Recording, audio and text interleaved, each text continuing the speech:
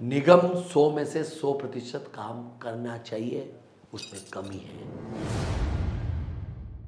सरकार का दायित्व था तो भूखंड मिले। कोई बहुत बड़ा काम करके कोई यूं कॉलर ऊपर कर लेवे ना, ये उनकी गलत पे भी निकाल देनी चाहिए। भाई साहब जब महामहिम बने तो उसके पश्चात मुझे दावेदार बनाया उदयपुर की जनता। आप काफ़ी जनप्रिय हैं, इस बात में कोई दो राय नहीं है, लेकिन ऐसा नहीं लगता कि पारस जी को जिस मुकाम पे पहुंचना चाहिए था उसमें काफ़ी देरी हो गई? महापौर चंद्र सिंह कोठारी को बनाया, उनके नेतृत्व में हमने काम किया। फिर इस बार शांति रखी तो उसका परिणाम ये रहा कि उन्हीं कटारिया साहब ने मेरे ऊपर विश्वास रख के डिप्टी मेयर बनाया। पर इतनी छोटी बात तो नहीं हुई होगी कि पारस जी को अस्पताल तक जाना पड़ गया? तो भावुक होने की वजह से मेरे मन में थोड़ा कष्ट हुआ, इसकी वजह से हॉस्पिटल जाना पड़ा। उस कारण से कि आपस में विवाद हुआ उसकी वजह से मैं हॉस्पिटल गया, ऐसा नहीं है। फिर अचानक बहुत ज़्यादा विवाद हो गया, मीडिया में आ गया और तनातनी हो गई, उसके बाद समझौता करने की स्टाइल, कला, ये पारस जी में ही है। मैं जिसको बड़ा भाई मानता था उसके मन में ये आ गया कि पारस जी मुझे गाली दे रहे हैं। आज कटारिया साहब के लिए कहते हैं पारस जी ने गाली दी। मैं मनोज जी आपके चैनल के माध्यम से कहता हूँ कभी गाली शब्द का उपयोग नहीं किया। हाँ, स्वाभिमानी तो हूँ, अगर मुझे ललकारेगा कोई और मैं घर में बैठ जाऊँ, ये मेरा स्वभाव नहीं है। हर समिति अध्यक्ष के कामों में दखल डालना वही उनकी हमेशा पीड़ा रही है, तो वो दखल डालने की वजह से वो नाराजगी पैदा हुई। क्या कहेंगे आप?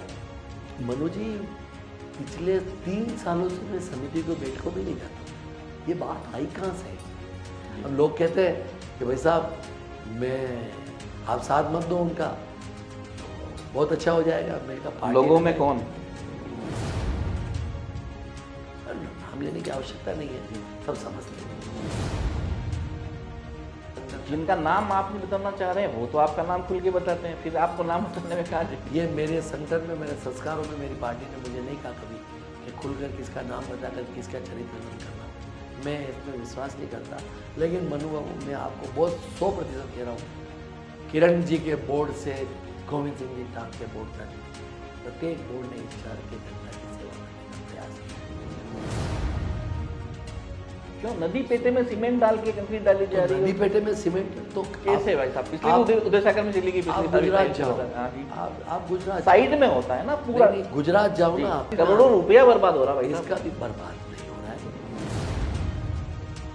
क्या है हिरनमंगल सेक्टर 4 रोड, क्या उपलब्धि है? क्या उपलब्धि नहीं भाई साहब? बीच में पार्क है, कुछ बिल्कुल पोल्यूशन चारों तरफ से आता है, धुआं आता है, बीच में पार्क कौन रहे? ये बात आप सत्य कह रहे हो।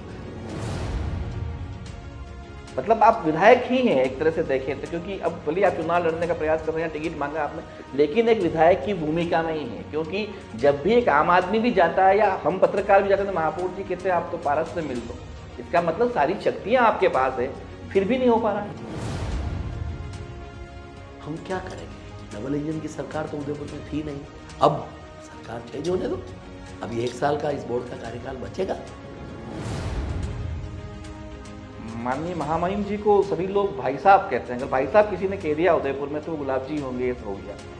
इन दिनों पारस जी को भी लगातार भाई साहब कहने लगे, तो क्या अगले भाई साहब के रूप में आपको देखें? भारत चुनाव नहीं लड़ा इसलिए पारस जी भाई साहब नहीं है।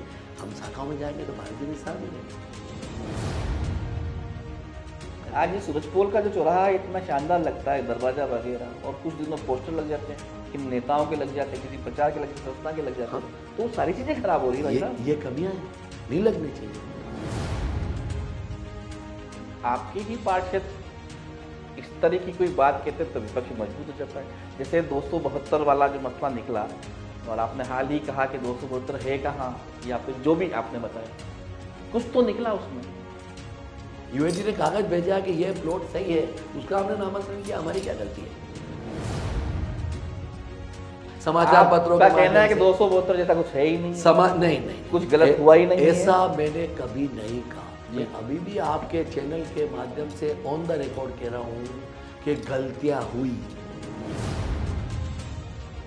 डूंगरपुर के विधायक रहे के गुप्ता जी राजस्थान के ब्रांड एम्बेसडर भी बनते हैं निकायों के, और वो ये कहते हैं कि 200 विधानसभा सीटों में मुझे कहीं भी खड़ा कर दो, मैं जीतूंगा और मेरी प्राथमिकता है जो उदयपुर रहेगी। क्या कहेंगे? अगर पार्टी टिकट देती है कि कई दिनों गठबंधन के साथ में रहेंगे। शहर के दो बड़े नाम रविंद्र जी और पारस जी, दोनों दूर से या बाहर से कहते हैं कि हमारे अंदर बहुत अच्छी बन रही है, लेकिन अंदर ही अंदर या उनके लोग जानते हैं कि बन नहीं रही। क्या कहेंगे आप, ईमानदारी से बताएं। मैंने फिर कह रहा हूँ, मैं घुमा कर नहीं कह रहा हूँ, स्पष्ट शब्दों में कह रहा हूँ, लेकिन इस जमाने के अंदर एक कलयुग है भाई। बेटे को बेटा तो बेटा पड़ेगा, प्यार से दुलारना तो पड़ेगा, चाहे रविंद्र जी वैसा हो या चाहे उससे बड़ा कोई भी। अगर आप मन में अगर दुर्भाव रखोगे और मुझसे आशा रखोगे कि एक तरफा प्रेम रखें, तो ये तो संभव राजनीति में नहीं, किसी भी क्षेत्र में। आज अशोक जी गहलोत इतना बढ़िया काम कर रहे हैं, मुख्यमंत्री के नाते अगर मैं मान लो माला मेला में चला जाऊं तो मेरी इसमें क्या गलती हो सकती है?